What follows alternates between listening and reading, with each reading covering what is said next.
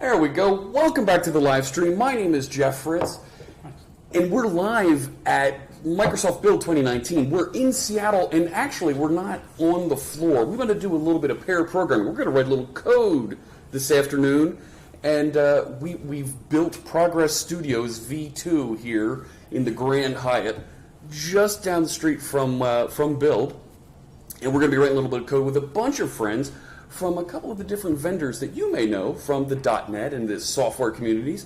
And we're going to bring each of them in. We're going to work on one project together. We're going to start from something that's in an older version of .NET, get it upgraded, and start adding features so you can see how to use some of the great capabilities of these technologies that our friends have. And we're going to start off with my first guest here, John Brown. Hey, Jeff. How's it going, John? Good to see you, you're from Mobilize.net. I am indeed. So what does Mobilize do? So Mobilize works on a problem that everybody has but nobody wants to talk about, right? Which is legacy software.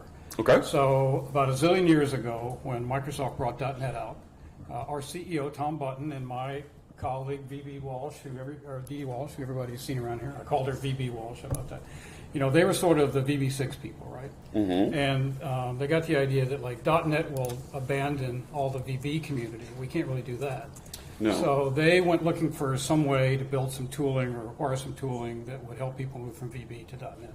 And that was really the genesis of this particular company.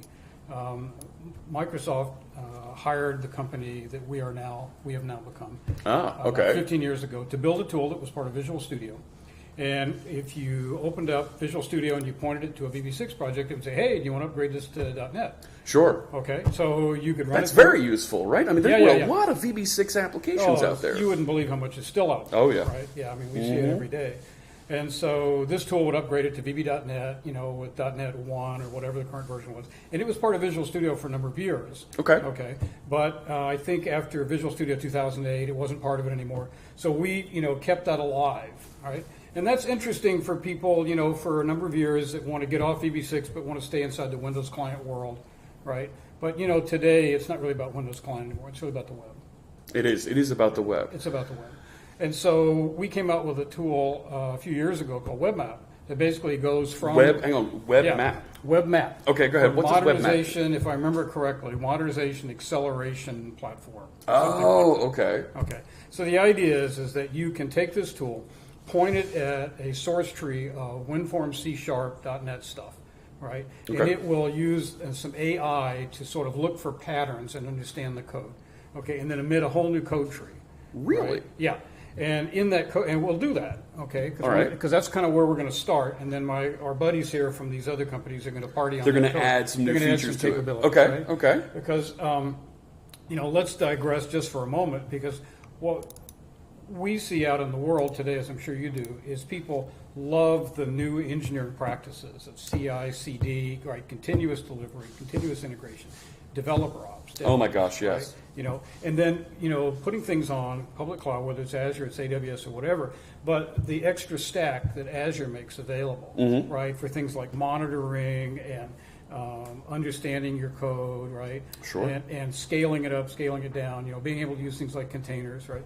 All of those things are opened up to you once you get a cloud native application. Yes. Right? And so, you know, a lot of people, they talk about, oh, let's modernize your legacy code into the cloud, but they're not really talking about dealing with desktop apps, because the No, desktop they app, aren't. it doesn't understand anything but one session, one process, one And it's very user. stateful. And yes, it's incredibly stateful, right? Certainly. We get these things like modal dialogues, where it's got like, you sure you want to save that file? You sure you want to delete that file? Oh my gosh, yes. You try to translate that to a web app that's running simultaneous sessions, right? And you've got a nightmare on your hands, right? 'Cause what are you going to do? You can't suspend the session. You can't suspend the thread of execution. Not at all. Oh Right. my gosh, no. So, in solidarity with my colleagues in Costa Rica, where our engineering center is, I'm wearing my Gecko Da Vinci Costa Rica t-shirt here. Okay. Because we've got some really smart guys in Costa Rica who solved a lot of these problems. All right? Yeah. And so what I thought I would do today is start out with this particular application, if I can figure out where my code is now. So let me, Can you get my monitor there? Yeah, let's cut over to, let's see, John's monitor. There it is, over there. Okay, so here we've got Visual Studio, and this is Salmon King Seafood. It's our little canonical demo app that we use sort of to show the application and do it There as it is, it's up there. a lot of testing. It's up there? It's right there. Oh, Can't you see it, John? It's oh, right there it is. Okay, okay. Okay. And this actually was migrated with our legacy tool from VB6. Can you do me a favor? Let's Yeah. get that font size a little bit larger. Yeah, oh yeah. So that our friends Let's that bump it are, up to, say, Take it to 150. there we go. Okay. How's that look, chat room? Yeah, and so actually, if you look in here, you'll see right away there's some comments that get created that say, look, this is a discrepancy between VB6 and .NET. Okay. We're not really going to worry about all of those things. Okay, what we're going to do is we're going to take a look at this application, and then we're going to make it a native web application. That's where the fun really starts. Okay, so right now it's a Windows Forms Yeah, application. Windows My Forms, gosh, you got a lot and- going on there. What does this app do that we're demoing? So this is a sort of a pretend ERP system for fictitious seafood wholesale. Okay. Being in Seattle, we called it Salmon King. Okay. And since it's an ERP system, it was written in VB6 and it sits on top of an Access database that's local to the desktop machine running the application. Real traditional kind of thing. Oh, certainly. Yeah, absolutely. And so it understands things like orders and customers and products and prices and stuff Oh, like sure. that. Okay. Sure. So, for example, let's just build this and run it real quick in the WinForms indentation. While that's building, yes, this is, Janescu, this is Mobilize Net we're looking at. Performance, you're blinded. What a glorious jacket. Well, thank you. It's my blazer. JAF 1021 is here. That's Mama C Sharp Fritz. So good to see you. How's it going out there? Does my show come with blinders for all the bling? Come on now. Would you? That's my own mother doing this to me. That's your mom? That's my mother. Seriously? Yes. You get your mom to watch your stream? Absolutely. I can't even get my wife to read my blog. Let me tell you. The Fritz family were tight like that. Should I put my wife and your mother in touch? No, not Okay. at all. No, Okay. bad idea. Okay. C-sharp power, absolutely. Lots of power. Okay. I have the same jacket as you, Smap. I don't know. Is it this magical? Anyways, all right. So it's running, and this looks like a old school MDI application. Yeah, it is. It's MDI, and you can put in a search right here, so I can put in a couple of keys, and immediately it does key press. Go Sure. Brings up a build nice string grid. to the SQL database. Okay. And, so it just does this sort of thing, right? So we've got some grids, we've got some text fields, we've got some MDI capabilities here. So MDI, for those of you that don't remember that acronym, right? Multiple document interface, right? It's kind of like how Visual Studio has the ability to have multiple editors running around inside of it. This was a great pattern back in the late 90s, early 2000s. Yeah, kind of gone now, right? Yeah. It doesn't really make that much sense on a web app either, does it? No, but I do want to open other tabs to maybe get to other things and be able to do multiple tasks simultaneously or something. So let's kill that for the moment. Okay. And now let's go take the code for that guy, which is For the application. I just want to make sure. While you're opening that, Brave Cobra says, "Oh, blinders! You read blenders? No. Mama C Sharp Fritz doesn't need blenders, blinders and blenders. What? Oh my! What you doing over there? Ancient Coder's back. Hey, good to see you. Yep, and CLW's hanging out in the chat room. Corey will be joining us in just a few minutes. So, all right, what do we got? So this is the source code. This is the code, and Looks- basically yeah. it's a bunch of designer files, C# files. There's a Access database in there, orders. There's a solution file. So what we're going to do is we're going to bring up the command prompt in admin mode, right? Okay. And we're going to run our tool on this, okay? Mm-hmm. And it's just a CLI right now, and it's a fairly lengthy string. So let me bring it up. You already had it I already ready had to it go. because I didn't want to mess it up. I do want to change. So Can you- basically, all it's saying is, Can you hang on? Can you Yeah, do me a you favor and zoom that a little bit for our friends that are watching on phones and that kind of Yeah, thing? Might be a little hard to see. got it. Yep. Go down to edit. Is it Yeah. edit? No, you're right. You were right It's going to properties. My right? bad. Yeah, I can't remember. And then we want to go font and bring it up to about 18 or 20. Go to 24. 24. Yeah, You let's got be it, friendly to 24. their eyes. Ancient Okay. coder with much respect to There. JF21. Thank you. There it is, okay. There we go. Now we can see that a little Right. bit. All right. So basically what you can see is there is an executable that we're going to run, okay? Okay. Conversion tool.exe. The dash I parameter is what's the input solution file that I'm going to take, right? So it's going Okay. to point to that SKS SLN, that's our WinForms. That's your sample application. Yeah, that's the guy right there in WinForms, okay? Okay. What's the output? And I'm just going to create a new directory on my hard drive, call this, oops. Got to get over here to do this. I keep forgetting you can't use we'll call it web, okay? All right. And then the dash L is, hey, you need a license because we don't do this stuff for free, right? So I'm pointing to the location of my license to enable this application. And then dash P is just something that we're using right now in production. So I'm going to go OK. All right. And Good to see you, Chef Brent. Thanks for joining us. All right, so And we're going to see a whole bunch of logs, getting export for all this information from yeah. it. So It's analyzing the application. right, so what are we doing? We're creating an abstract symbol table, okay? Okay. And then we're iterating over that table looking for patterns that we already know about and understand, okay? Okay, patterns in the application. Pattern in the application source Okay. code, okay? Not so we can't run this against a binary. We have to run this against Yeah, our this is source against code. source code. Okay. We're using some of the debug information that's in the program database to help us, give us some hints about the structure of the application. But we understand, for example, how SQL queries are typically done, right? Where there's Sure. multiple steps, and they can be separated by a lot of lines of code. Sure. Okay, so you can't just translate one for one semantically, No, syntactically, no. the lines of code. You've really got to have a semantic understanding. Okay. So that's the secret sauce. So the tool's been built with that knowledge to be able to analyze and find and identify those things. Right. Okay. And the reason that it's possible is because over the years we've had so much code, customer code, real world code, that we've been able to take and stick into this sort of progressive AI learning algorithm, right? To just understand what are common patterns that real people use, right? Yeah. Okay, so it's done. It took That was 26 quick. seconds. 26 seconds, 26 and seconds. this app, and that was not small. There were a ton of forms in there that it there's converted. about Okay. 14 or 15 forms. So let's go look at, here's our, look at all that code we just created. Okay. So And- those look like garden variety C# files. Yeah, garden variety C# files, and that's an interesting part of the whole story. There is a new folder up here called SKS Angular. This is all of our front end code. Okay. So it's not just multiple document interface and WinForms to some ASP.NET variety. You're actually bringing in Angular here. Yeah. Which Yeah. version of Angular? This is Angular 7 right now. Angular 7. I don't Yeah. even know Angular 4. Yeah, exactly. And so when Angular 8 comes out, we'll do that. So we're keeping Okay. up to date. Careful. Very good. So just to be clear, we've sort of bifurcated this source code into two chunks. Okay. We've got an ASP.NET Core backend, okay, and if I scroll down at the bottom, we should see a solution file here somewhere. There it is, SKS solution. And we can Okay. open that up in Visual Studio, and I will in a minute, okay? But we want to build the www root minified front end piece. Okay. So Okay. www.root, that's all of Yep. our static files. That's our static file. And we're going to minify it. We're going to simplify all the Right. JavaScript and CSS. Right. Okay. Right. Okay. I So- follow you. So what we've done is we've taken the UI from the WinForms designer files, right? And we've recreated those using Angular as HTML, TypeScript to basically specify what the imports and exports are, right? And CSS to style it. Okay. Very cool. Now we're using. We got to see it yet, but Yeah. sounds impressive. Okay, and we'll take a look at that. I just want to sort of Oh, give yeah, you some set the- signposts.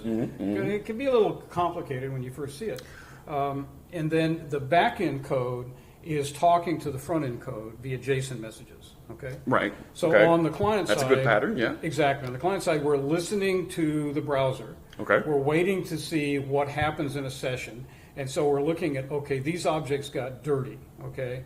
In effect, we're subscribing to them, right? Yeah, And yeah. they got changed. And so then what we're going to do is we're going to serialize that change in state, send it back to the server to All push right, into this- the model. This is an Angular pattern that folks Yeah, may have it's seen. an Angular pattern. Okay, good. Okay, but what we've tried to do here, because a lot of people think, well, this isn't the way you'd write it from scratch. You're absolutely right. We're not writing it from scratch. We're trying to take all the value of a legacy app and very quickly stand that sucker up with modern language, okay, and modern coding practices, so that you can keep partying on it.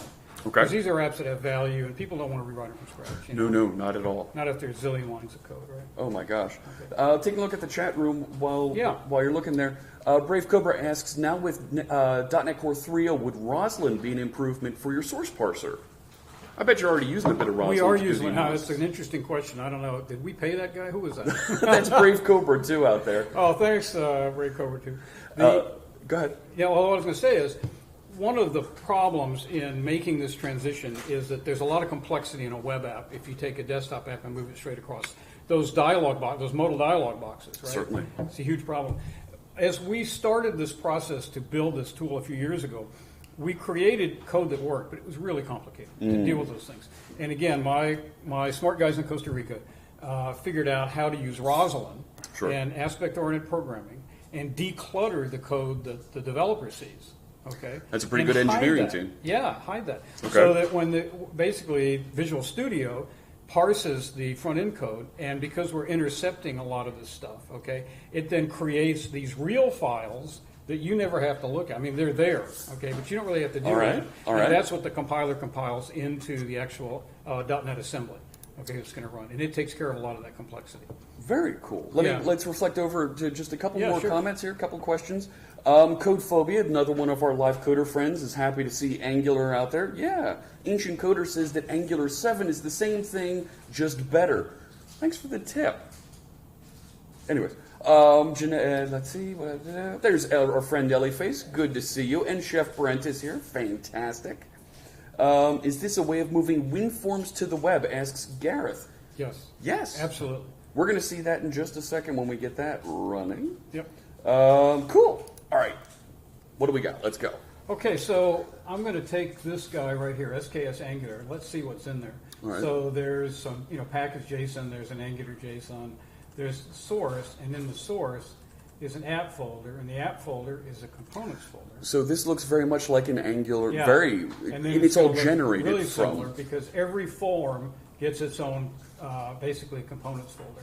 And in each one of those, there's let me pull this over, a CSS file, an HTML file, and a TypeScript file. Okay, you might not be able to see it. That those Yeah, fonts but are we're a going to little open small, up in but Visual Studio Code. you don't. We're just showing you that these Yeah. things are here. Kind of taking a look at the structure here. So let's open this up in code. And everything, of course, starts over here.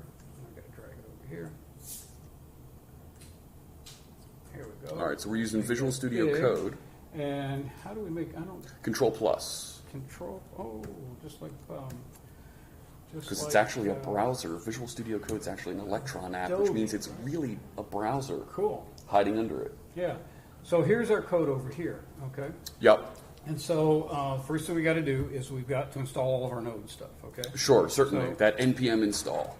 Yeah, and this is the dreaded npm install because it can take a while, but Certainly, but Let's answer some questions. Well, Gareth points out, I see Hungarian notation in the form names. Right, Gareth? We're upgrading an older application, a legacy application that's been around for a while. Maybe it went from VB6 and was upgraded to VB.NET, and we're going to take that next step and make it Angular and ASP.NET Core. Yeah. So, John, I got to ask, if it's being upgraded to Angular and ASP.NET Core, it'll run cross-platform, it'll run in containers. Oh, love it. yeah, absolutely will run in containers. You did that great thing with Docker, and I went through every step. I followed along. I went through every step, and Okay. I tried it out on this, and it was painful. Yeah, a okay, little bit. but I got it to work. Fantastic. And, there's actually, if you hit a little self-promotional plug here on the Mobilize blog, I've got a 3-part series, Okay. from a few months ago, where we actually take this app, we move it from VB to the web, and then we get it running in a container. Then we get the container running up in Azure. Nice. Okay, I didn't go Okay. Swarm because I'm only one guy. But anyway, yeah. To be able to show that, that's a great way Yeah. to take those very well worn. You don't want to recompile applications. Yeah. Modernize them and start to take advantage of performance enhancements, security improvements, all these things that the .NET teams have built into .NET Core Yeah. that really land well for us. Now, the cool thing, I was reading the blog yesterday or last night about .NET 5. Yes, And .NET that 5. sounds really interesting because although we're using .NET Core, ASP.NET Core, there are still some things that we run into on some of the legacy applications that Okay. require .NET Framework. Okay. So I'm really excited about getting complete cross-platform capability here within, about a year now? I think we can have it all rolled out, right, next year. So that'll be pretty interesting because it gives people a lot of opportunities, a lot of choices around where they want to host things and how quickly they can move things around. Oh yeah, Yeah. there's the choice in runtimes, right? The way that that's going to surface inside of our tooling and allow us to shift back and forth between the various .NET runtimes and the various places we want to deploy is going to be tremendous. Yeah. Brave Cobra follows up with a question: what if the VB app, the original VB app, uses COM? Does it build the bridges for if we are using COM in that original Visual Basic app? Oh, if we're using COM. Yeah, if you're using COM, you have a couple of choices. You can continue to use COM. It's a little harder, obviously, when you move from the desktop to the web. Okay. Okay. But we've had people that have libraries, for example, that they want to access via COM interfaces and things like that. So you can do something on the server side if you have to.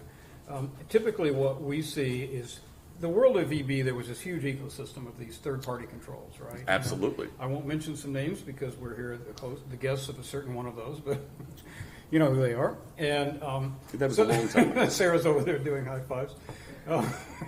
Yeah. And so some of those companies now have either .NET equivalent libraries or even web equivalent libraries. For example, we're using in our application stack, we're using Kendo, and we'll see that here. We're using Kendo for Angular. Kendo UI for Yeah, Angular. Kendo Okay. UI for Angular is our UI control library, right? All right. And so if you're just going from VB to .NET on the desktop, you can use COM interop to connect to some of those older things if you don't have a replacement for it. Certainly. In some cases, you're going to have to sit down and just write some code. I mean, let's face Okay. it, you may not want that Certainly. in your modern stack. It may be, just a vector for trouble, right? Okay, so we've installed all of our stuff here, and of course up here we've got our gazillion node modules, and here's one for Mobilize, and there's one down here for Progress, okay? And you can see here's all of our Kendo stuff, okay? And what we want to do now is we want to build our front end, okay, which is going to create the www root folder that we'll then have in our Visual Studio project, okay? So you've already got the Angular configuration set up so that it'll build and deploy into Yes. that yes. ASP.NET Yeah. standard dub root folder. Exactly. And Nice. if we look in this guy, we can see we're bringing in these components that we're calling WinForms. Now, we abstracted the component library namespace into our own namespace. Okay. Because some of the people that use this have their own component library, that's just a corporate standard, let's say, home rolled. Other people, want to use something different. So rather than hardwire a particular set of controls in, we basically abstracted that out, and so it makes it a little easier to swap those things in and out. Sure. Okay. Sure. By the same token, we disassociate a little bit from Angular, so that theoretically you could replace it with something like React if you wanted to, Or Vue, or or the whatever next you'd new, like. or Vue, Yeah. or whatever's hot next week. Okay. Yeah, Okay. But exactly. hey, Angular 8, come on, right? Yeah, Angular 8. Okay, so there it is. So now what we're going to do is let's fire up Visual Studio 2019. And let's open this guy up. And this is...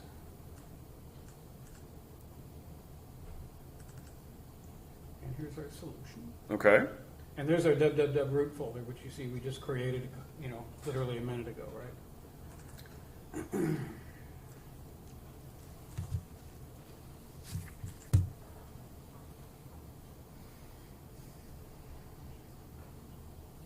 So that's going to open up. So 2 projects, and this is that ASP.NET Core project, This is and, the and ASP.NET Core the project. library that you had that Yeah. went along with it. Let's make Okay. this a wee bit bigger. Yes, please. Brave Cobra says we could cake this up and do the build in one step. That's an interesting idea there, Brave Cobra. So Cake, of course, the C# make tool. you could write a script that calls the various mobilize.net command line tools and npm appropriately with failure gates to ensure that they proceed in the proper order. That's a good idea, Brave Cobra. Yeah, exactly. Good Yeah. idea. So let's just look at a little bit of source code real quick. You can see that we're using these intercepted attributes here. And each one of these things is one of the objects, one of the fields on the form. Okay. Okay. This isn't a normal form or class. It's a mobilized web form. Yeah, it's a Okay, and it's an mobilized observable web too. And so this is using the same, basically, object names as the original VB6 forms. Okay. Now we've set them all up as properties with getter setters. Okay. Because what we're going to do is we're going to basically use Rosalind to intercept all of this stuff, to build that code that'll do the interception. Okay. Okay. And so what's kind of cool about this, if I can find an example, is, sometimes, you have to use reflection because, late binding in VB doesn't work very well. So, this is the sort of thing after you get the thing up and running, want to go and refactor some of these things so you're not using reflection. Great idea. Let's use strong typing, right? But here's kind of a cool thing. Here's a click event on a form, okay, on a control, a click button control. And what's cool about this is that we really haven't changed the code at all. The business from one logic form. is untouched. The business logic's untouched, and it's Yeah. very, very simple code. Everybody knows how to write and and work with that kind of code. Okay, and so it preserves the accuracy of the application without breaking anything. It preserves the simplicity. Okay. And the developers that use this, let's face it, if they've been using VB6 up to now, they're not state-of-the-art developers, right? We have to make this simple. We're not saying they're stupid. We're just saying that if you throw a whole bunch of They're not modern web, Angular, sophisticated. this, that, and the other thing, they kind of lose it. That's right? fine. Okay. All right. So Back to shall we TXT build box this guy? and not text box. Oh yeah, this came from VB6. You're right, Whiteland 92. Yeah. Absolutely. Yeah, there's mod connection, right? Let's build it, shall we? So let me select web map as my output so that it gets everything right. Come on, takes a minute.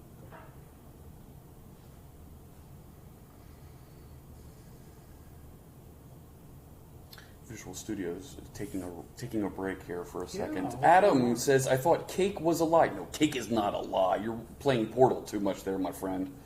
Whiteland's comments started their programming life with VB6.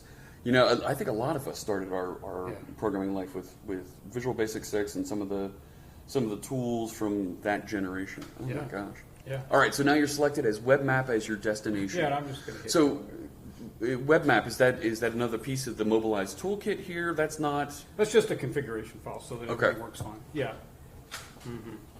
Now, does that affect how I'm going to be deploying? No. No, because we're going to build a roll.NET assembly here, so it'll be fine. Ah, okay. Yeah. So we're going to throw a few warnings here about some properties, and we should bring up. Okay, it's starting to run, and we'll bring up a browser here in a second. I got a little. There it is. So there's the there. browser. So- Localhost 5000. That looks like Kestrel.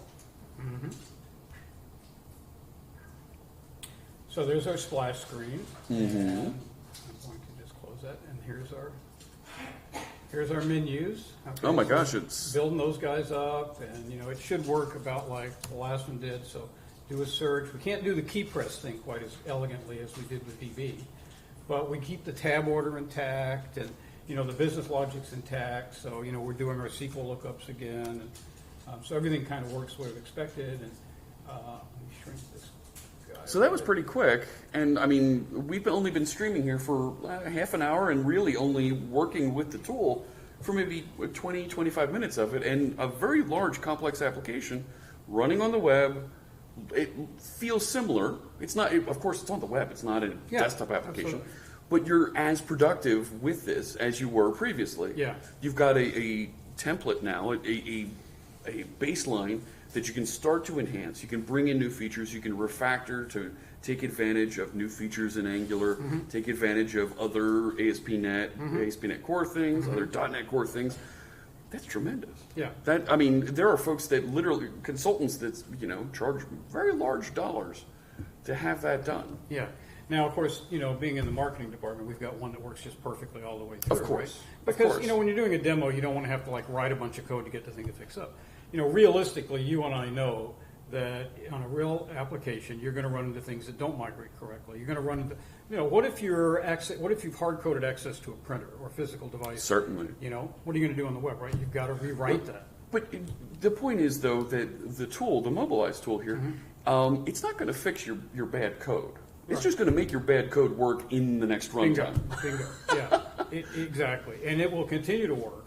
And so now, as you go to work on that application, go ahead and refactor it, build some nice classes. Absolutely. Do some good work there. But why rewrite something that can work, just like it is, right? For sure. Ancient Coder says, OMG, that was quick with the surprised squirrel. Yeah, right? I remember trying to convert things just to get it from ASP.NET web forms into MVC, and it was days of work. Yeah. To be able to take this jump and go right from WinForms is mighty impressive. Let's refactor your favorite pastime. Yes, Brave Cobra is a proficient refactorer. Refactorer? Is that a word? Help me out with that. Refactorable? Something like that. Okay, so the application, we've got some Angular hanging out there. We've got a whole bunch of, I'm assuming they're web services in Yeah, ASP.NET Core. yeah. So let's just look real quick at the source code on the client side, just so we get an idea of what that looks like. And I think this was the form that we were just looking at. Gareth So- says the best refactoring tool he has is the delete key. Yeah. Wow. So every object gets its own CSS class, and so here's where Okay. we position it. We basically pulled these positions right out of the WinForms Designer file. Oh, okay. And by using Kendo, it really fits nicely into this model because everything gets positioned pretty closely. All right. So you don't have the label, writing over the field. Right. Okay, things like that. Kendo UI already knows how to manage layout. It Yeah. already knows how to manage Exactly. these widgets. So Yeah. you have a pretty good mapping from Yeah. the WinForms control Yeah. to a Kendo UI control. Yeah. Okay. And okay. typically these apps are a lot of form controls in front of a database. Yes. So, a responsive layout doesn't make as much sense as a fixed layout, right? Sure. And so, we're just taking that forward. Occasionally somebody will oh no, we want to redo the whole UI. Great, you can, because hey, it's CSS and, well, what else is here? HTML. But Okay. you've got a starting point now. Yeah. The application works. Now you can start to refactor. Right. Now you can set Brave Cobra loose. Right. And the APIs we know work. Now you can focus on redoing a little bit of user interface. Do it one module at a time because Yeah. you got it broken out nicely here. Yeah, exactly. That's great. Okay, so I'm about finished. So it's in. All right, we've got a nice application here, Yep. but we want to start lighting up some additional features Yeah. and integrate with some other services. And let's take advantage of the fact that now we have a cloud-native web application and let the DocuSign and the Twilio and the rest of these guys, do their thing, right? This is called a segue. Ah, Right. yeah. Did I segue correctly? So Oh, we're gonna have to move some my. hardware around. We're gonna move some hardware around, so we're gonna get John disconnected a little bit here while we bring in our next pair programmer, who's gonna be picking up right where we left off there. There he goes. So John's gonna take his laptop. Yes, Ancient Coder. We're gonna do the thing. We're gonna now our next pair programmer. It's Corey coming over here from Twilio. He's got a copy of that application from about the same place where it left off. Roughly. And we're going to start to light it up with some really cool features from. There we go. Look at that. I can see it Oh, I'm already. in the. Oh, look at that. You are in the zone, dude. I didn't expect to be. You are on, and we're going to need to get you. Connected up. Let's do one final thing. We need to get your video here. You need a adapter or something? Do you have a dongle for me there, Jeff? Oh, let me grab. Oh, cool. No, I got one right here. It's a. If it's not, a I've got one right there as USB-C. We've done this before. Can you tell, friend? There we go. And then we're going to plug in and get Corey's screen ready for us here. How's it going there, chat room? Yes, all the and thens. There we go. And then Ancient Coder, it does feel a little bit like magic, right? Right. It's when a technology sufficiently accomplishes enough stuff for us, it does feel like like magic. Well, isn't that the point of software? It is. It is magical. Why don't you do a Windows P there? Make sure you're projecting out to the second screen as well. Let's just duplicate that. And it should pop up over there on the big screen. Is it going to come up? Let's see. Oh, technical issues. Okay, let's not do that. So let's do PC screen only. Try this one more time. It might be my adapter. Let's flip that bad boy over. USB-C sometimes. Right? It's funny like that. I have like more USB-C stuff. Let's see, you gotta... Okay, let's try a different adapter. Chef Brent says, you gotta mess with my jacket. No, Ellieface says you need to mess with my jacket. Flipping the sequence. Well, let's get the video working. That's first. right. Right. John, did you say you had another USB-C adapter? Maybe this one is... And if you don't, I have one literally right there in my my kit bag right there. You got it. Try this one. Let's try this one. USB-C. Because it's we all universal. travel with like 18 tools. Yeah, it's universal except for when it's not universal. Okay, so let's go ahead and extend that. And we got nothing. So let's try that one more time. Take that bad boy out. Try that bad boy. Just that way. Magic. Come on. Well, let me Try this do... one. One sec. It's all live. I brought an entire Radio Shack with him on the trip. With myself on the trip. Yes, Code Phobia. We do did. it live. Oh, here's the problem. You're on the wrong USB. Oh, look at that. Yeah. You're on the Somebody wrong... should have told This is Corey. it. This cable goes nowhere. You see what happens. We had an extra HDMI on the table, and yeah, we were plugging in the wrong HDMI. Bada bing. Magic. It's coming Okay. through. Okay. So Windows P, it sees something. It does see something. It's Good, trying do to the duplicate. Yeah, it's trying to duplicate it right Let me, now. 1 second, let me redo the video adapter here. Here we go. Flip the HDMI. sequence or riot, says Ellieface. Give us a second here now. Give us a second. No, oh, did we? Did we give a shout out to our German friends? And there it goes. Okay, so Hang let's go on. ahead and duplicate. Yeah. Yeah. 1 second, let me just check this real quick because I need this. This is the fun of working with some of these tools. I'm going to And activate. reactivate that video adapter. Oh, look at that. Yeah. Look at that Twilio face on the screen. Oh my goodness. Here we go. We are going to. There we go. Now we can see. Now we're live. Fantastic. It's like we planned this, friends. I swear. Very cool. So, gosh, let's introduce folks first. This is Corey Weather. Jeff, it's good to be see here. you. Oh my It's gosh, my first of course. time on your stream. First time here. We got to put a shout out. And the bot is running. Can we get a shout out for Corey's for CLW in the chat room there, please? Exclamation point SLSO. And we'll put a shout out there. I need an on-site producer, says Ellieface. Know anybody who can help out with that? Corey, Hurricane Weathers. Oh, there's All a funny She story wants you to about- flip the sequence. There's a funny story there about the Hurricane Weathers piece there, which is wait. Let me. Oh yeah. We're trying to go all black there. You know, it matches really nicely too with my red. It's, absolutely.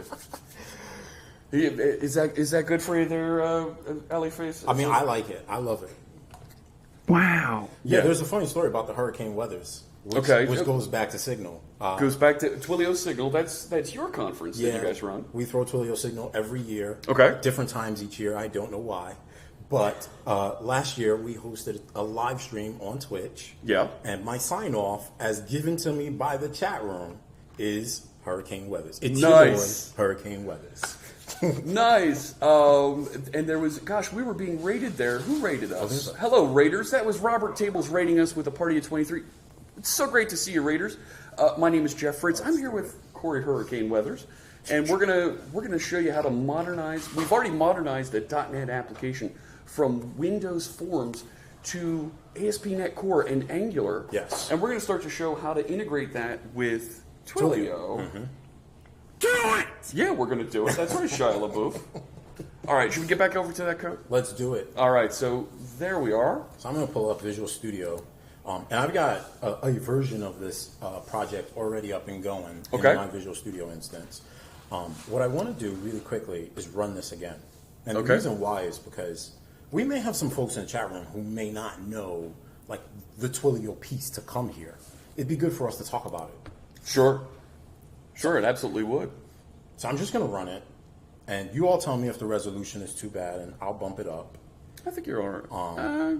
I think you're okay. I think we're okay too. Yep. So And Marie Hughes says, yeah, hurricane weathers does have a nice ring to it. There you go. You got there we another. go. you I got another thing. fans. Make sure I'll you take throw a that. follow out there to. Did the shout out? Anybody do the shout out? CL Dub. Yeah. There we go. There's the follow. There we go. Alrighty. So what I love about this application is, like, once you start it up, each customer has a ton of information about themselves. Oh my gosh, look at all the fields. Yeah. That's exactly right. And so from a Twilio standpoint, you know, we've built this API so that you can communicate from your applications using SMS or telephone calls or whatever the case may be. And so because we've got a phone number field already out there, I looked at this and said, well, what could we do with this?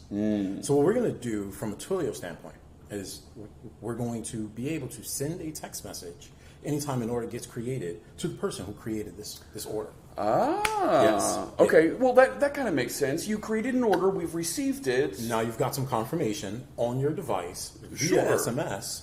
And if you need to use that at some later point or if something goes wrong. Yeah, I'm you thinking know, that's a refer good back to it. security check also because as a vendor, I want to make sure nobody's trying to spoof me and I'm delivering a dozen pizzas That's to somebody exactly who's not right. expecting it. It'd be nice too if, like, you know, we could get some additional things for the next versions, right? Like information about the order and things of the such. But we're going to take care of the basic happy path today.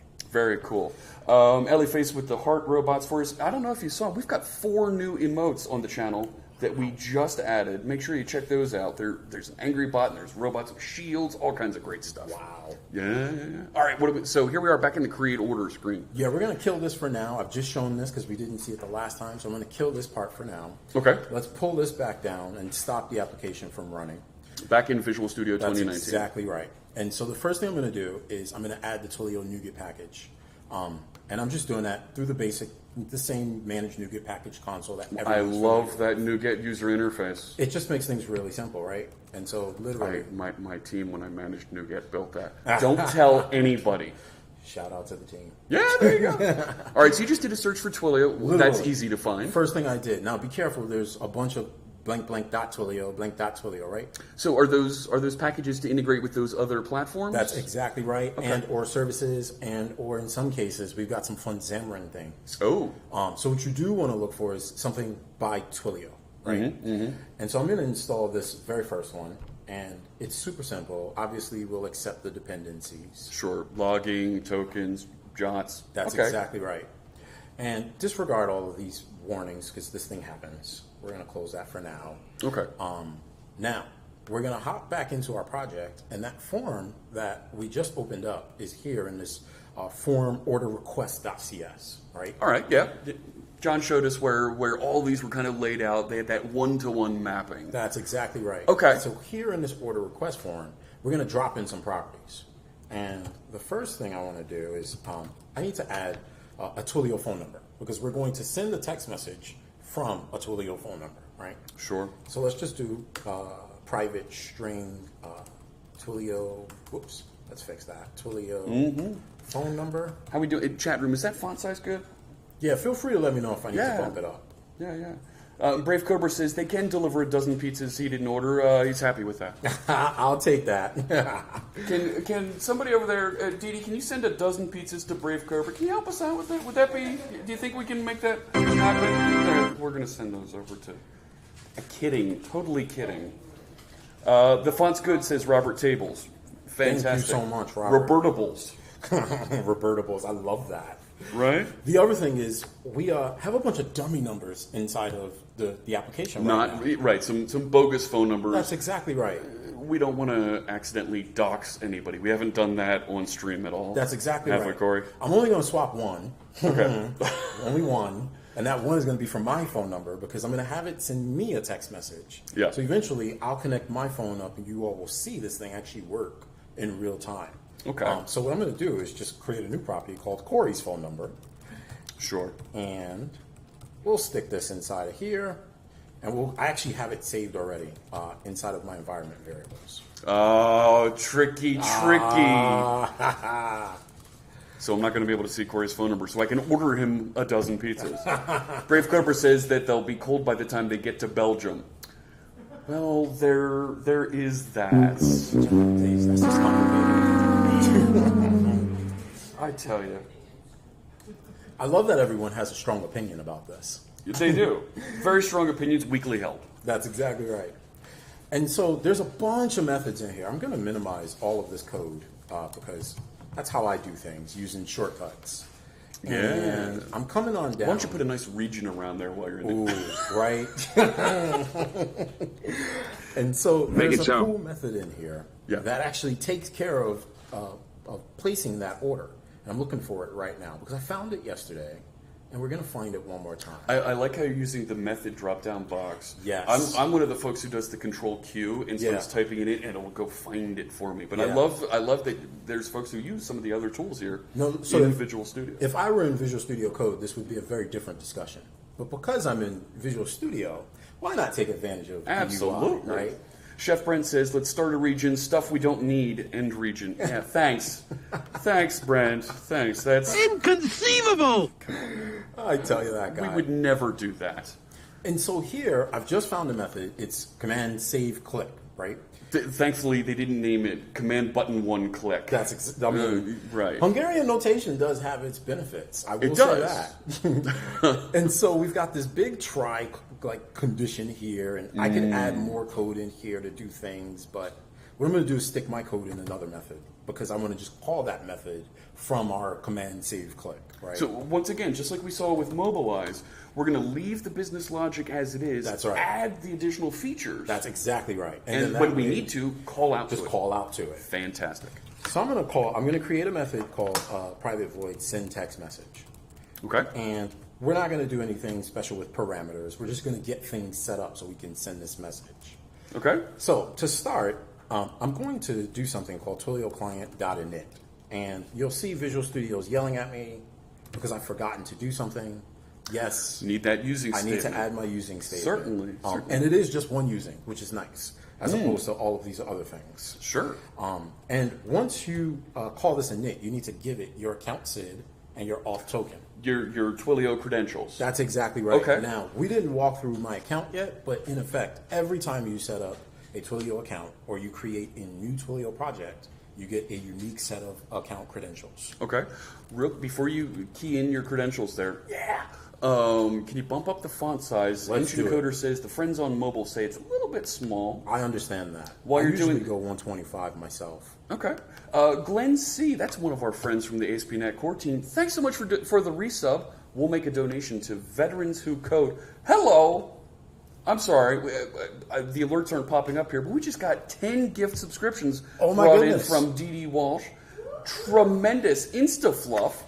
Thank you so much. To my K9991, CompGeek78, Stroth J, FP Jesta, Mr. Demon Wolf, not just any old Demon Wolf, Mr. Get it right. Jam Mag 23, Tool, is that Thule, DK Undle, and ETD5. Congratulations, you've all got subscriptions now to the channel and 18 emotes. Thanks so much. That is amazing. Great stuff. Thank you, Dee Walsh. She might happen to be right nearby. But she's What'd still you just as do? amazing. if Just not as amazing. more. What Let's she be do? clear. She just gave everybody a couple sub there. 10 folks a sub. Fantastic. So we're going to key in our credentials now to initialize our Twilio clients. That's exactly right. And so what I'm going to do, again, everything, environment variables, right? Yes. So- Hide it, and when we get to production, we'll bring in those appropriate environment variables. That's exactly right. On just that system. That's exactly right. And so we've got our Twilio account SID, and we've got a Twilio account auth token. Okay. And That makes so sense. let me just pop that in, Twilio auth token. Marie Hughes says, we may have a whole posse watching both live and virtual. Wow. Thank you so much, Marie. We're not mad at that either. Not at all. Terrific. Make sure you say hello there in the chat room. Let us know. And so to send this text message, it literally is one method call. Now, Okay, all you've done is initialize, make the connection. Here's how we connect to Twilio, and then it's one method to send a text message. that's it. Okay, go And ahead. So watch how this goes. Light it up for me here. I'm just going to say var response equals, right? And I'm keeping in mind that this is an older application, right? Sure. It was just converted. If I were building this from scratch, I'd probably use asynchronous methods and Yeah, and such. await. We're calling out to Twilio services. That's exactly Yeah, right. yeah. But in this case, we also have the option to not do it that way. Oh, okay. So watch how this works. I'm going to call message resource. I always do this the wrong way. Messaging resource. And let me see if my usings correct me. No, it's message resource. Okay. So This is message live resource. coding, right? This is. I forgot this. Yes. Where I grab the right using, right? So this is, I need the one from the REST API. Okay. And then from here, I'm going to say create. And this creates a text message. Okay. Now, Okay. I'll give it some parameters, and obviously Visual Lots of Studio optional does a parameters. phenomenal job here of giving me all the options, right? So we'll take care of this right now. Where we're going to go to is a new phone number type, and again, the usings is going to keep me honest. Nice. And here we're just going to add Corey's phone number, because remember I created that property just a couple Yep. seconds ago. Yep. Then our from is going to be Tulio's phone number. All right, and there we go there. You know what, Brave Cobra? I think you might be right longer term using iConfiguration with dependency injection. So we pulled from ASP.NET Core, of course, has configuration that's injected, and it pulls in by default all the environment variables. That's not a bad idea for a more production application, but for That's a right. demo like this, where we just want to grab these environment variables and make it clear as That's part exactly of the demo. right. That we're saving them in our environment variables for the purposes of Yeah. putting them someplace outside Absolutely. of our application. But Brave Cobra is absolutely right. That's completely Outside and even into things like Azure Key Vault. That's exactly right, which is actually something I was just doing in another application yesterday. Nice, nice. All right. Thank you for pointing out the team, Robert Tables. From commit to someone using your Twilio credentials is an uncomfortably short time period. Ooh. Oh, Chef Brent, that is. Yeah, Chef Brent.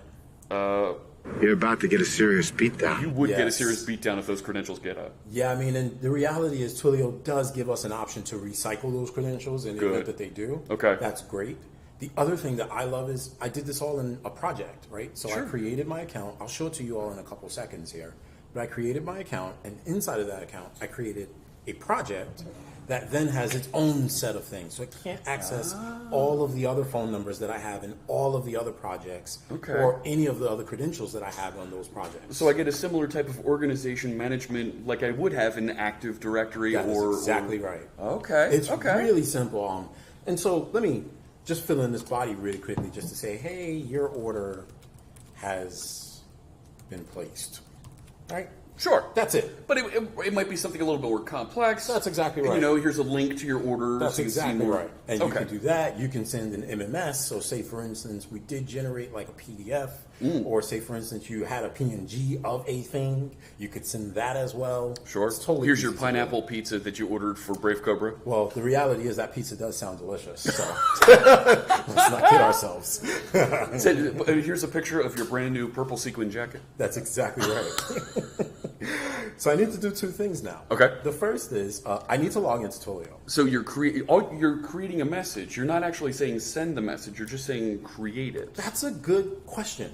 Let me go back to the code base here because this is Sure. actually a really good point. When you call this create, it actually does send the message for you. What it does is There it it sends says- it to Twilio. Okay. And then Twilio will then go off and try to send it out on your behalf. Okay. Right? Okay. We have a number of other messages as well. I won't go into all of them. Sure. But it's Sure. really cool to see, like, legitimately, to send a text message, just one method call. Yeah, that is very cool. But I just want to make sure that I understood the difference between create and send. It's That's all right. one It's process. all one thing. Okay. Yep. Okay. And so let me go ahead and log in here to my account. And I have a lot of Twilio accounts, so I'm just going to use my demo account and hope Okay. that this works. Two-factor authentication. No. Yeah, I did not set up my two-factor off on the demo account, which is interesting, but it is because I don't have as many things here. Brave Cobra is asking about a Visual Studio extension to hide passwords from the debug windows on stream. I don't think that does exist. I don't think it does either. It'd be interesting if it did, though. Yeah. Marie is saying she's team pepperoni pizza. I'm assuming Marie is a she. They're saying team pepperoni. Oh, that Marie. Oh, my Marie's God. in the back. Yeah. This is what happens on Fritz and Friends. This is great. Inconceivable! They're in the same room as us. And they're hanging out and doing so graciously. Thank you. I am Team Pepperoni Pizza as well, as is my daughter.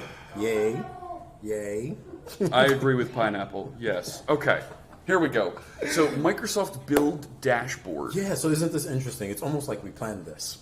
But Who knew? what I've done is I've created a project specifically for Microsoft Build. Okay. And so in here, you see I have a bunch of other projects. But this project has its account SID. I'm okay with you all seeing this. Because It's that token That's important. exactly That's more right. like your password. That's exactly right, which is Okay. why we won't click the view there. Okay. But Go what ahead. I'm going to do here is go now and buy a telephone number. I do have one I was using earlier, but I don't want to reuse that. Okay. And buying a phone number is super simple. I'm literally just going to put in an area code, and I'm going to say I need this to have SMS capabilities. And once I search, Twilio's going to return back with all the options that it has available. We're doing this buy thing. Here, there's some fun regulatory information to make sure that... FCC needs you to. Okay. That's exactly right. Now, and is that specific to the United States? If I'm someone in Belgium, like our friend Brave Cobra, could I choose a Belgian phone number? You could choose a Belgian phone number. Okay. Though there are some things we've learned that you will have to do in particular countries around the world to make sure we comply with their regulatory requirements. Okay. Your mileage may vary. That's exactly right. Okay. And so I'm buying this number. Clearly, it's $1 a month, and we're going to click setup. And why we'll click setup is because legitimately, I'm going to show you this, but we're not going to change anything. Okay. Let's presume that someone were to send a text message into this phone number. We come on down here, and you could hook this up to your app by changing this URL. It's a webhook. That's exactly right. So I could fire that into things like an Azure function. That's exactly right. Okay. Or if we wanted to build, the next of this application, we spun up an API behind the scenes that could respond to That those listens inbound. to it. Ah. Okay. Okay. So this is how easy it is to configure it. You just come change this URL, you point it to the API, and you're done. All right. All right. But why I bought this number is because we're going to use this to send text messages from. All right. So I'm going to come back into my application, and we'll jump back up to our property here. And I said, hey, Twilio phone number, all right? Let me do that. We'll save So we need the that. +1 because it's a phone number in the United States. That's exactly right. Okay. And really, there's a specific format that we respect, right? So you have to have plus and the country code in addition to the number. Take out the dashes, take out any parentheses and things of that regards. Brave Cobra says, and then send messages to the United States. What with international messages? No, that's a little bit tricky. Or a phone number per country. That might be a better way to use that. So you could do that. We also have this thing called a messaging service, Do where tell. what you do is you create one messaging service that Yep. has maybe one outbound phone number, right? Okay.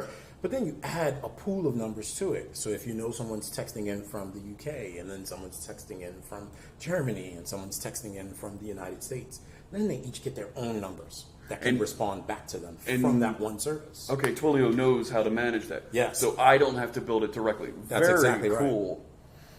Is phone number an ISO standard? Asking myself or Corey. Oh, that's a good question. An ISO standard. I don't know if the phone number format is an ISO standard. Yeah. Oh, and Chef Brent with the E164. That's exactly right. Reply. Very nice. We do have it in. So Chef Brent, I love having He's him all on the over stream. He's always on top of it. Shout out to Chef Brent. Absolutely. Right. Make sure you check out his stream. Let's get. Yeah, he that. lights that thing up a couple times, and I just love it. Oh yeah, absolutely. There you go. Does Chef Brent make pizza? Asks our friend Chef Marie. Brent does make pizza. But you know what they made last night on their show Oh. on Twitch? They made on Cooking with Heat. Yes, that's Brought what it's you- called. Oh my gosh, they made a cake that looked like Minecraft blocks. Oh, that was I'm pretty actually cool. kind of jealous. Yeah, This we're out makes me here. wanna go to Philadelphia. So, makes me want to go to Philadelphia too. So there you go. That's on LA Faces channel. There's her stuff. That's amazing. Chef Brent does make everything. Yeah, he does. Okay. So there's our phone number. We've got it all set up, right? We should, in theory, just be able to run click a button and this thing just works. Tacos? Does Brent make tacos? Heck. Yes, heck. Of course. Does Brent make tacos? Of course great. he makes tacos.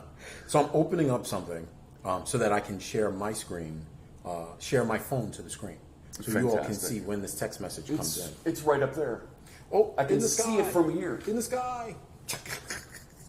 And so we'll do okay, and we'll make sure that I'm connected across. Okay, there's my phone, right? And it's big. So let me see if I can move this out of the way here. Slide it over, as Yeah. it were. There we go.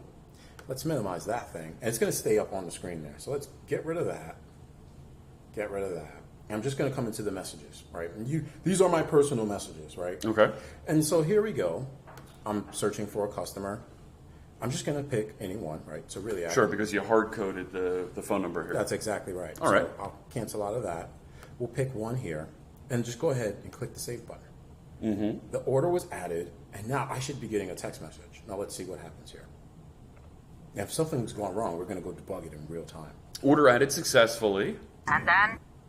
We should see a text message. No text message. No text message. Uh-oh, okay, good. So we're going to debug this real time. Let's see what's Real-time happening. debugging. And then? Hopefully we'll fix it. And then? The demo will work. That's exactly right. Let's go to the debugger here. Okay. Let's see what's going on. Well, I don't see any messages. So it didn't... You know what? You built your method. Did you attach the method to your command button? You know what? I did not. There we go. Look at that. I got ahead of myself. Pair programming at its best. I love pair programming when it works. We lost the camera. No. We changed the battery. The camera's coming back, friends. We'll be back. You'll be able to see us in just a minute. No signal. I know. Yeah, the battery died on our camera here. Yeah, the AC adapter that I just got didn't work. Of course, it worked at home. It didn't work here. Here we go. Do the thing. Yes. Yes, Ship do it. the thing. There we go. And now we're back. Hi. I love that Did you all miss wanted to us? see us. Yes. Yeah. You might not have seen that. We were cosplaying as vertical bars for a second. Clearly. And look at how quickly we changed. Anyways, all right. And so now, let me come in here and let me just pop it in here. And what I'm going to do right before we send this message, right before we show that message, is I'm just going to call. Whoops. Go back. Get back over there, you cursor. There we go. Right before we put that order added successfully on the screen that we saw. That's exactly We got to right. send the text message. Makes sense. Call our send text message. Let's get a clean build of this. Sure. We're all almost set. Nope, still building. Let's see what our output says. Build succeeded. Okay. Fantastic. We'll run this thing one more time. Let's see if we can pop back over into our reflector. I like how the chat room, they entertained themselves with emotes while we were fixing the camera over here. Thanks so much there, chat room. Brave Cobra fixed the bug in the meantime while we were... Fix the bug in the meantime. I love that. Chat room's so demanding sometimes, I tell My you. gosh. I tell you. So we're pulling up our contact. Remember, we just hard-coded Yeah. this, so it doesn't really matter which contact we pick. Sure. I'm going to go ahead, save that. And look at that. I got the text message. My order has been placed. It's that simple. That is awesome. You can do it! You can add that into can do your it. application. Absolutely. Literally. It's just one method call. I love that. So there's a lot more we could do. Obviously, like you could make phone calls. You could hook this thing up so it sends an email whenever the order was placed. Sure. And you'd send like all the fun invoice And there, information. it's a similar API That's to, exactly to right. just trigger and notify folks. That is exactly right. There's definitely something to just something a little bit more than on a notification than just the, oh, this has been processed. That's right. That's right. Whether it's an email, a text message, something to give that next level of notification so it's not just on your screen, but when you walk away on your phone. Then you can do something with that. Yes. Yes. Right, I can follow up. Yeah. We did the thing, Robert Tables. That's right. People know me. And now people know that it works. But this is why I love the simplicity of this. It's V1. Now we've left some room for the next version. For the next version. And what should we do in the next version? We could add in... Well, I think it'd be cool if we we're somehow able to like connect up with the real person and like make a phone call and say, hey, like, Okay. this thing happened. Yeah. Do you want to select to get Are you some sure more this was information? supposed to- Is this a thing that you wanted to confirm? Okay. Now I didn't prepare to build that today. I just wanted to make sure folks saw how simple Sure. it was to get the SMS going. Okay. But that's a nice trick for the next time. Absolutely. But what I'm thinking is after we're done sending that text message that says, hey, your order's been placed, we should probably generate something like an invoice That'd be cool. that folks can sign, right? Yeah. You take that invoice and then once And folks sign process that, it. and then it gets processed. Oh, my gosh. Then it gets actually placed. Once again, welcome to Cheap Segways, brought to you by Corey and Jeff. We're going to get ready for our next. That's right. For our next one. Thanks for hanging with me, friends. This was cool. All right, so we've taken this application now. We've added features and gotten it up to speed so that it sends those great notifications. And now I think we need to do some invoicing. That's right. We're going to bring in our friend Matt from DocuSign. A Twitter account for Corey. Ooh, Corey L. Weathers. Corey L. Weathers. Corey L. Hurricane Weathers. No, totally kidding. I should create an account called The Hurricane. Oh my gosh, that'd be great. Come on. I like it. And there's your connection. Excellent. Here we go.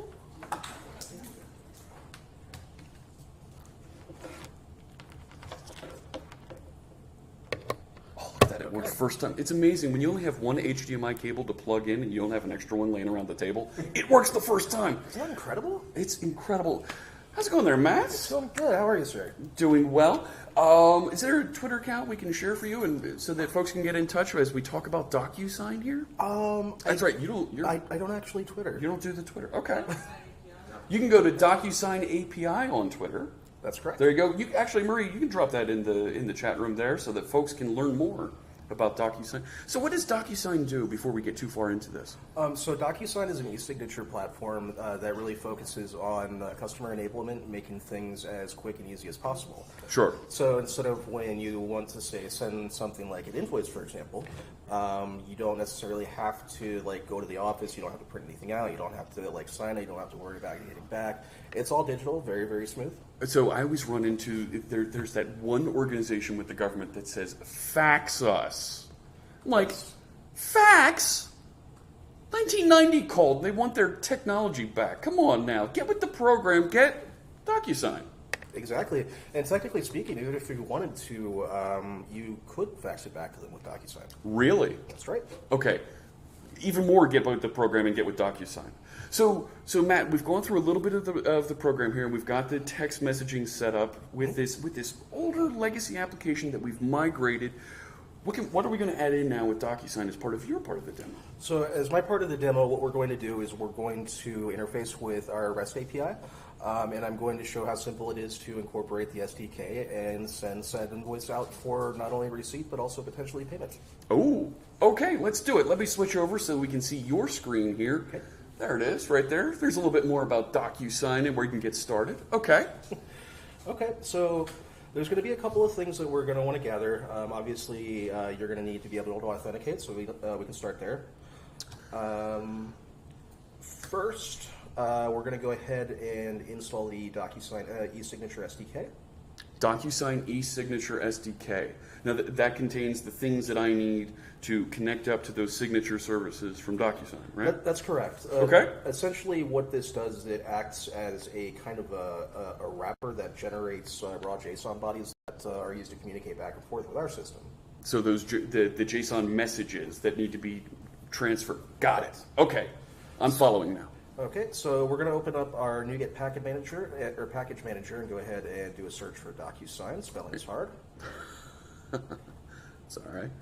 Doing good. So you've started, what type of application is this that you started? This is going to be a console app for now. Okay. So the potential here is that, once you have everything sorted out and you have your invoice generated, you can either incorporate this into the existing project or you can have it as a separate command line utility that you can just feed customer variables into. Okay. Brave Cobra is chiming in the chat room and saying DocuSign as a release gate in Azure DevOps. Heard that on stream in the last year.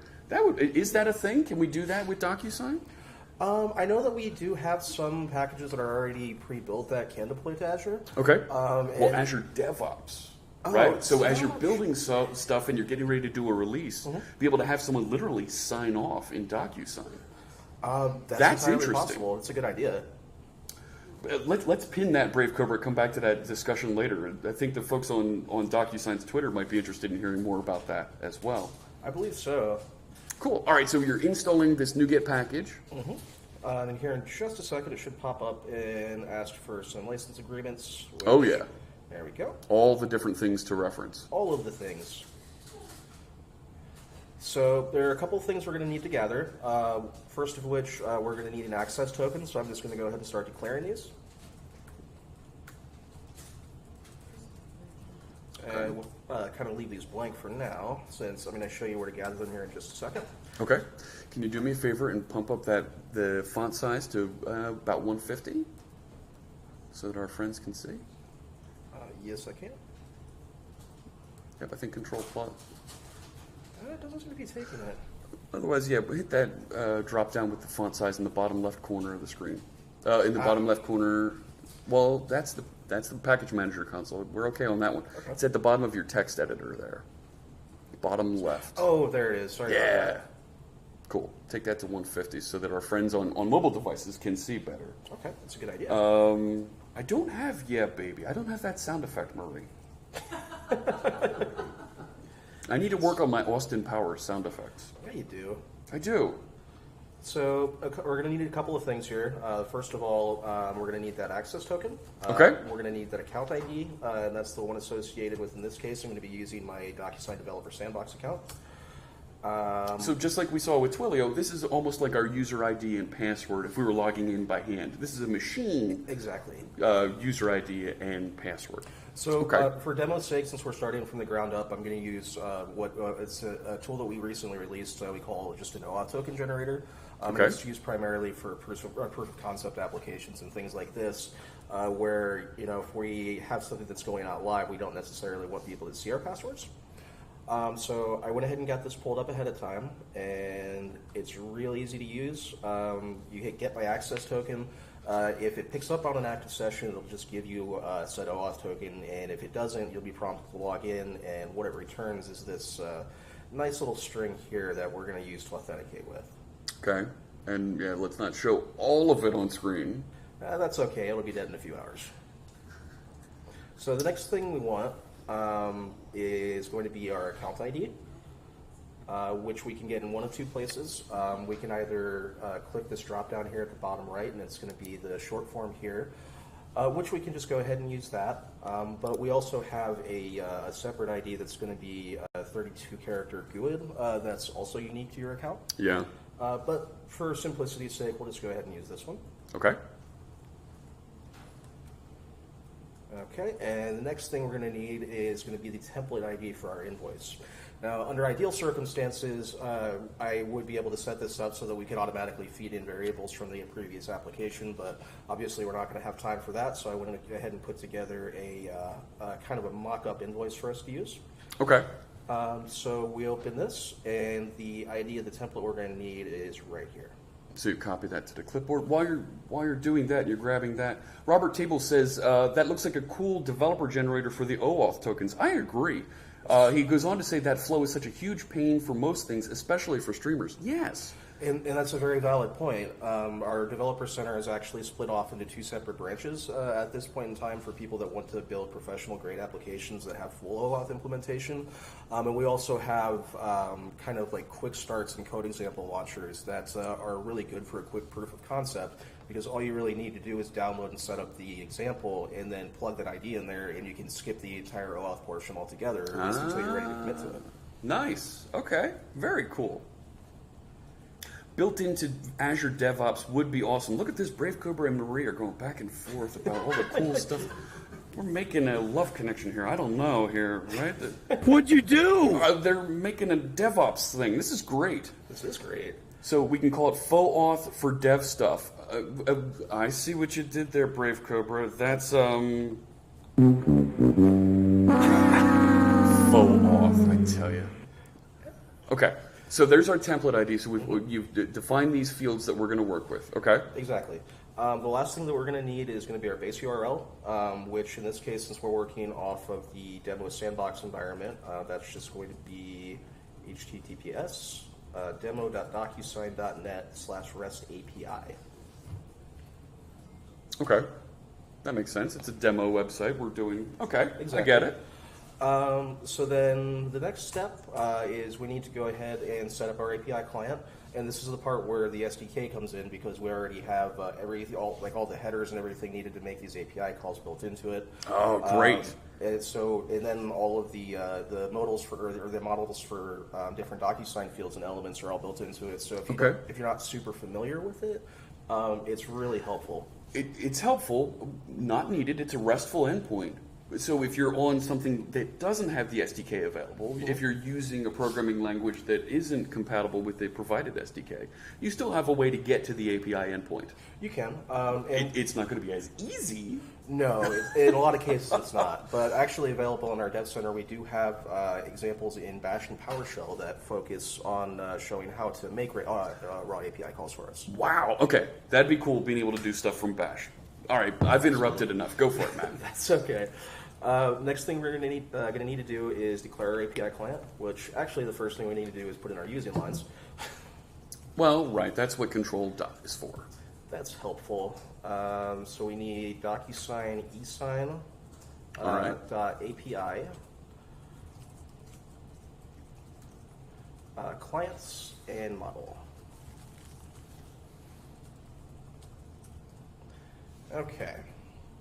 So with those, it should start automatically suggesting some of these types for me. So let's try this again. We're going to create our new API client. Mm-hmm. Yeah. And then we're going to tell it to point at the base URL that we set above.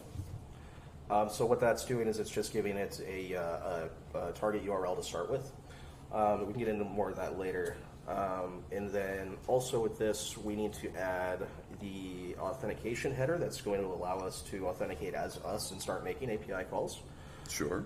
So we need to edit the configuration option and add the default header, which is going to be authorization, And then, bearer, and then, access token.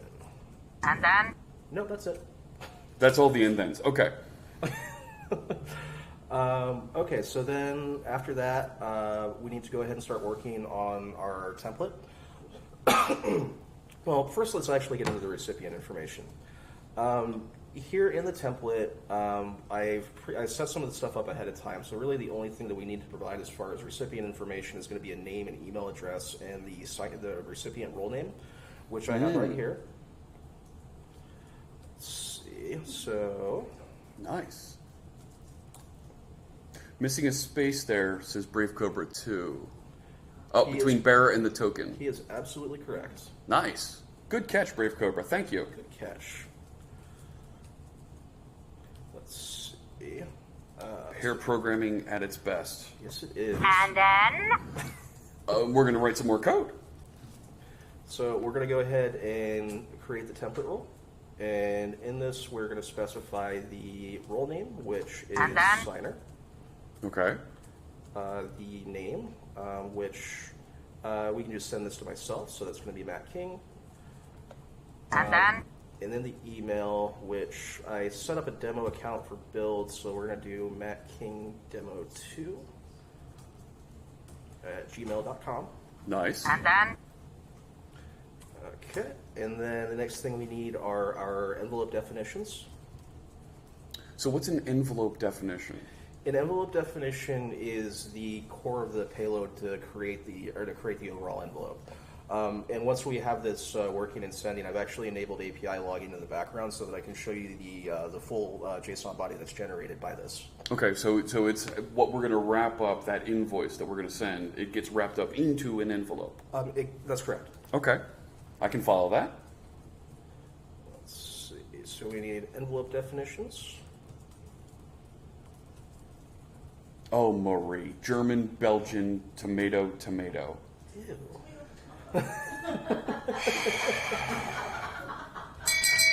Marie. Shame. Shame. Shame. Not the same. Tomato, tomato. Not saying. No, Marie, you know what? And you blew it! You blew it. All right. Moving on here. Let's get back. Matt's got some very important code we're writing. That's right. Envelope definitions. Yes. So, for envelope definitions, we're going to need a couple of elements. The template ID to start with, which we have declared above. And then? And then we need the recipients, which we, sorry you can't see, we just declared that above. The signer. Okay. The signer, which And I have a then? tight mismatch there. I do. It's looking for, that's a template role. And what's recipients? That's going to be.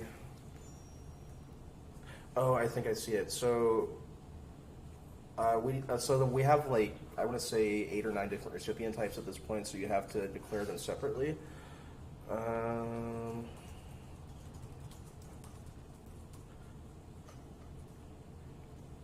You could do an initializer with that? Yes. Because of the way that our SDK is structured, anytime that you're adding an array, that's required. Which, thank you for that.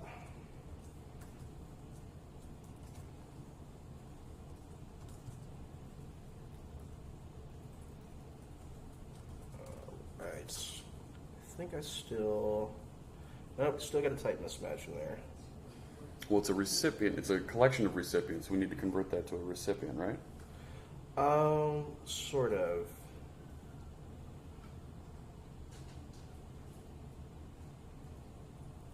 Well, what I can do is I can pull up an example for actually from our dev center to kind of clear it Okay. up real quick. Or let's see.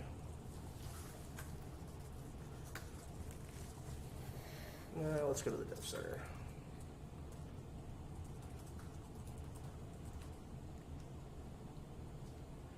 I'm keeping an eye on you, chat room. I see you over there.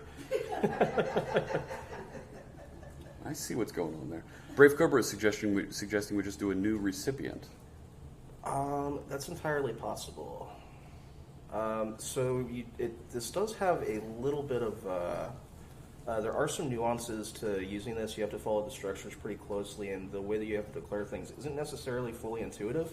Okay. But what we do have is available in our dev center that I've just pulled up right here. Is Oh, you got some great documentation there. Look at that. Thank you. No, I wrote some of them myself. Terrific. So Your envelope definition is taking a collection of roles, template roles there. right, which we did that section correctly, which is right here.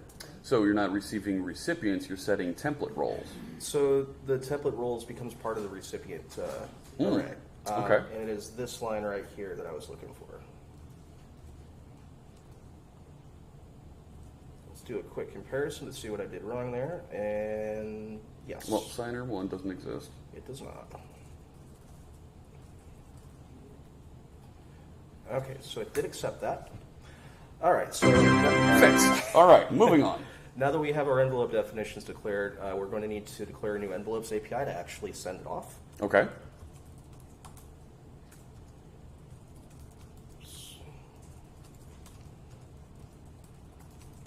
API, and then we're going to base that off of the API client configuration. Okay. And then we make the summary request, so we create a new envelope summary.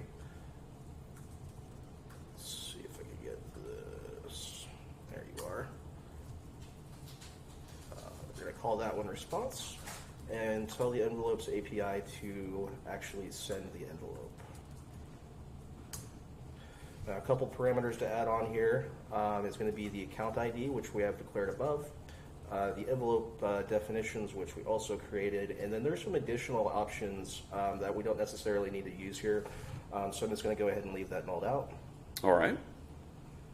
And then? And then we're going to write this to the console.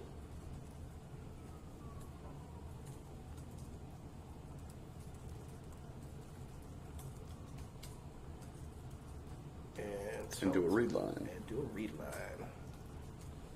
Okay, so give this once over real quick. Don't see any red lines. I don't see any red lines. I don't see any errors. All right, let's go ahead and hit the go button and see what happens. All right.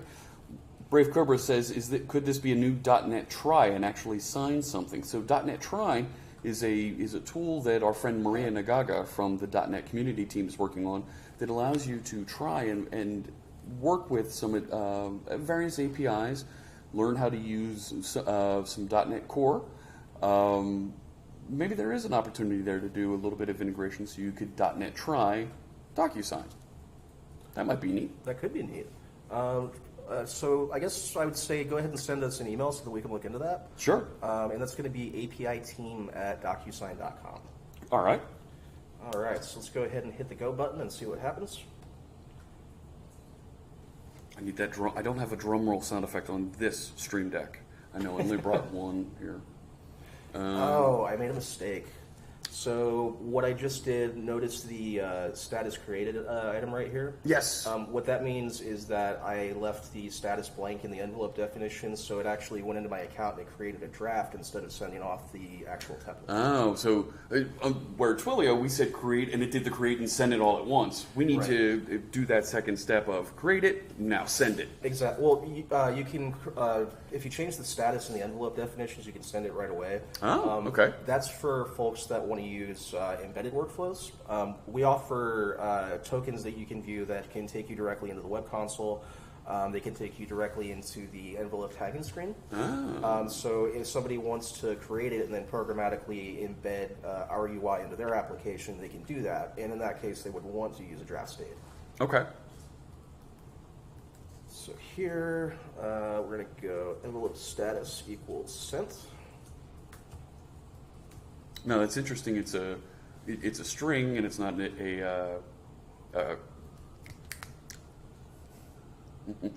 and it's not an enumeration or a constant value that you're passing in there. You're passing a magic string around. That's correct. Right. Okay. All right, so let's try the scan.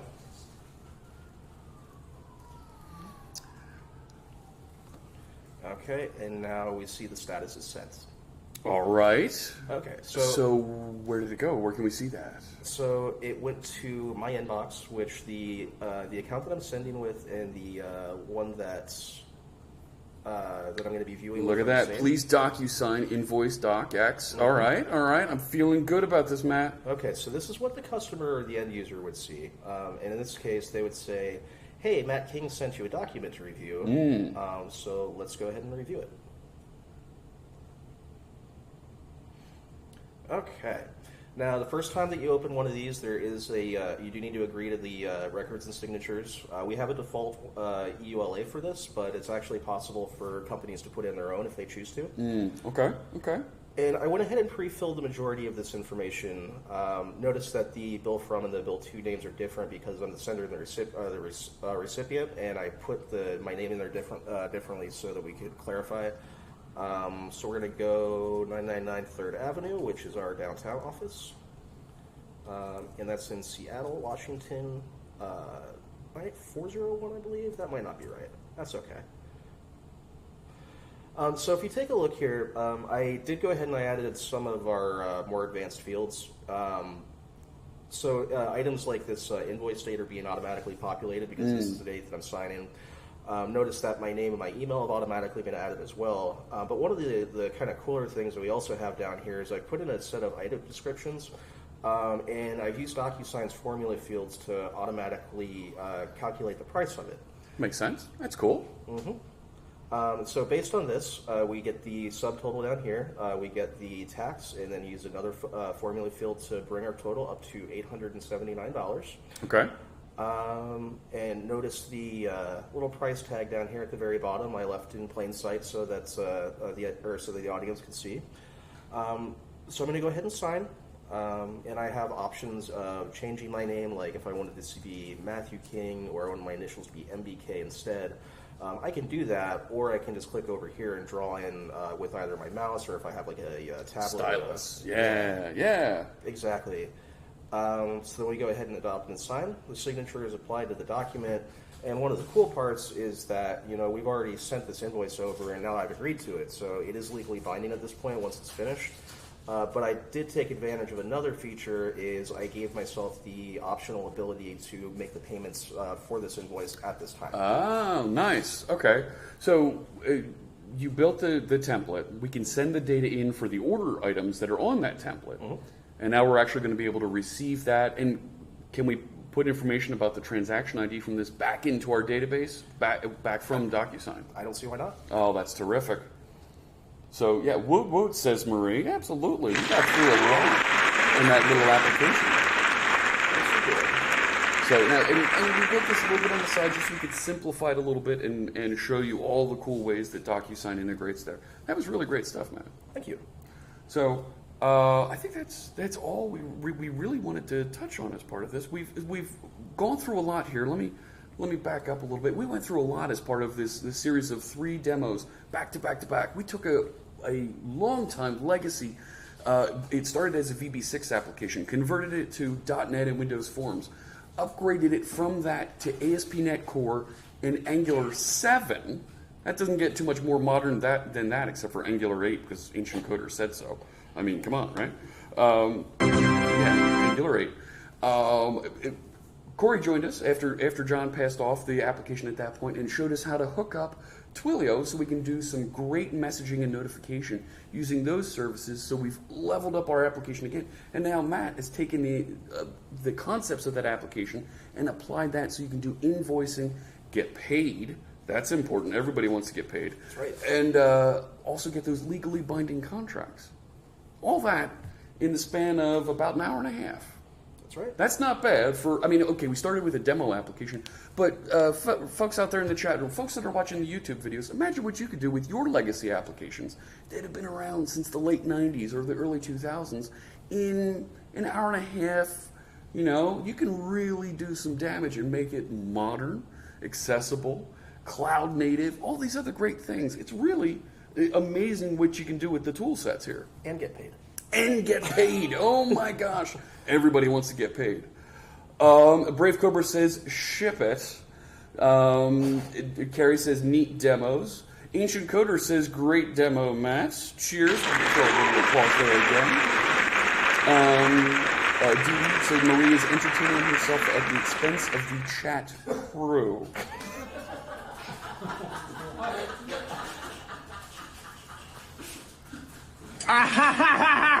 Shut up! Over there on the other side of the room from us. Oh my goodness. This was... Should we swing the camera around? Sure, yeah, go ahead, John, go ahead, swing the camera around so that they can see the crew here. There is a team in the chat room managing that have helped us get set up here. There they are in the living room. Hello. Oh my goodness. Yeah, there they are. All right, bring the camera back around. Nothing but trouble in there. Nothing but trouble over there. This has been tremendous. I am so thrilled that our friends from all these companies have been able to join us this week, been able to sponsor and help show some of the great things that we're doing together here on stream. I'm going to take a quick look over here at the list of other shows that are running right now so we can set up that raid. Pass along the love so that more folks can see what's going on here. Brave Cobra didn't want to use his sword, of course, the moderator's sword, to go out and make sure that folks were behaving over there on the other side of the room. You know what we should do? Here's what I'm going to do. Let's send you back over to Build. Our friends on the Visual Studio channel are actually, it says they're in the Xamarin.net community stand-up. It's actually Scott Hanselman writing some code live on the floor of Build. Let's set up and do a raid over to the Visual Studio channel because they won't know what's coming. Wild Genie, thanks so much for the cheer there. I appreciate that, and we'll make a donation to Veterans Who Code. So, subscribers, make sure you grab that first line of text there out of the line that the Fritzbot wrote. If you're not a subscriber, that's okay too. Grab the second line of text that says has the bombs and it says C# Fritz's coding squad is here. All your base R belong to us. We are going to scare all those folks out there on the Learn channel that are on the floor. They're at Microsoft Build. Let Scott Hanselman know that you're coming from this channel and you're having a good time. All right. Thanks so much for joining us, everybody. Let's make sure that raid is all set to go. Here we go. Ninja Bunny, so hyped. Absolutely. Thanks so much, everybody. It has been a tremendous day from Build. And we'll see you tomorrow. We've got breakfast at 7 a.m. Pacific time. We'll be right back here with a couple more guests. We're going to be interviewing and talking about all the great things that we learned at Build today. All right, friends. We'll see you. Say hi to Scott for us. We'll see you.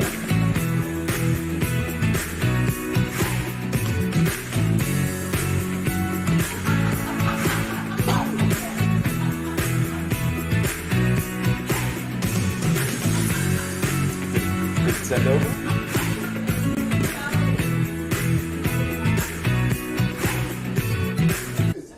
What happened?